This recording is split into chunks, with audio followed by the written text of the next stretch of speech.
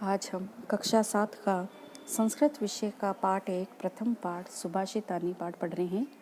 सुभाषितानी का अर्थ होता है सु मतलब सुंदर, भाष मतलब कथन, सुंदर कथन, सुंदर वचन। तो ये श्लोक वाला पाठ है। 6 श्लोक है। 6 श्लोकों में सुंदर कथन कहे गए हैं, जिनका अगर हम हमारे जीवन में आचरण करते हैं तो उससे हमें अनेकों लाभ होंगे। चलिए पाठ पढ़ना शुरू करते हैं। पहला श्लोक, पृथ्वीव्यां त्रीणि रत्नानि जलम अनम सुभाषितम मूढ़े पाषाण खंडेषु रत्न संज्ञा विधीयते। पृथ्वीव्यां मतलब पृथ्वी पर 3 प्रकार के रत्न हैं। 3 प्रकार के रत्न मतलब अमूल्य चीज़ें, जो बहुमूल्य चीज़ें हैं, जिसका कोई मूल्य ना हो, अमूल्य।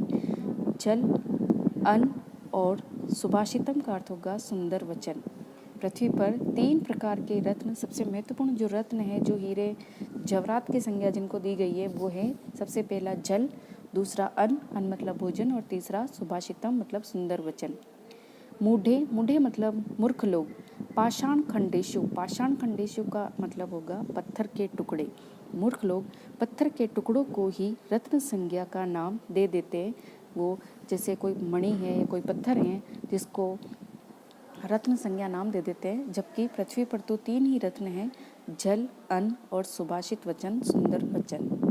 दूसरा श्लोक है, सत्येन धारते पृथ्वी सत्येन तपते रवि सत्येन वाति वायुश्चे सर्वम सत्ये प्रतिष्ठितम। सत्येन धारते पृथ्वी, सत्य के द्वारा ही पृथ्वी धारण की गई है। सत्य के द्वारा ही रवि, जो सूर्य है, रवि का मतलब होगा सूर्य, तपता है, अपना प्रकाश फैलाता है। सत्येन वाति वायुश्चे, सत्य के द्वारा ही वायु बहती है। सर्वम सत्य प्रतिष्ठितम, सभी सत्य में ही निहित है। अर्थात हमें सदा हमेशा सत्य वचनों का, सत्य कथनों को ही बोलना चाहिए। तीसरा श्लोक देखिए, दाने तपसी शौर्ये चे विज्ञाने विनय नये विस्मयो न ही कर्तव्यो बहुरत्ना वसुंधरा। कि प्रत्येक व्यक्ति को, हर व्यक्ति को दान देने में, तपसी तपस्या करने में, शौर्य मतलब वीरता में, विज्ञाने मतलब शास्त्र ज्ञान में, जो हम ज्ञान प्राप्त करते हैं उसमें, विनय मतलब विनम्रता में, नये मतलब नीति में। दाने दान देने में, तपसी तपस्या करने में, शौर्य वीरता में, विज्ञाने शास्त्र ज्ञान में, विनय विनम्रता में और नए नीति में। विस्मयो न ही कर्तव्यो, विस्मय मतलब अहंकार, हमें इन सभी चीज़ों में अहंकार नहीं करना चाहिए। क्योंकि ही का अर्थ होगा क्योंकि ये जो वसुंधरा है, ये जो धरती है, वसुंधरा धरती का पर्यायवाची शब्द है। तो ये जो धरती है, ये बहुरत्ना, अनेक रत्नों वाली है, इसलिए हमें भी इन सभी को करने में कभी भी अहंकार नहीं करना चाहिए।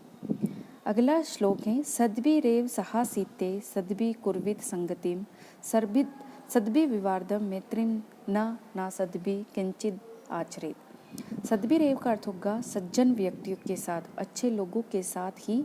सहासीते का अर्थ होगा बैठना चाहिए, अच्छे लोगों के साथ। सद्भि का अर्थ वापस अच्छे लोगों के साथ ही हमें संगति करनी चाहिए। संगति मतलब मित्रता करनी चाहिए। सद्भिर विवादम, सद्भि लोगों के साथ ही विवाद और मित्रता करनी चाहिए। जो ना सद्भि का अर्थ है जो दुर्जन व्यक्ति हैं, जो सज्जन व्यक्ति नहीं है, अच्छा व्यक्ति नहीं है, उनके साथ किसी भी प्रकार का आचरण हमें नहीं करना चाहिए।